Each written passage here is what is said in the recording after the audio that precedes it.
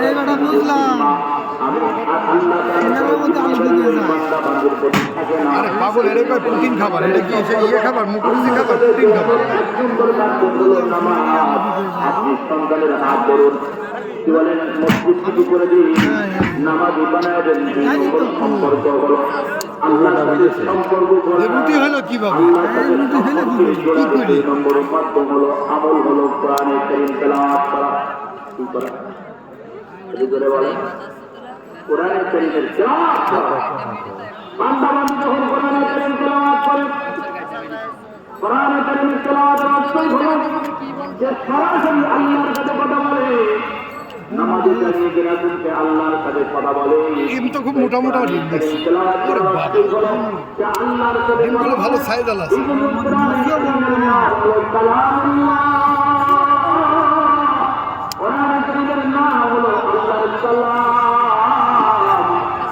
আচ্ছা কি বলে নাম কি?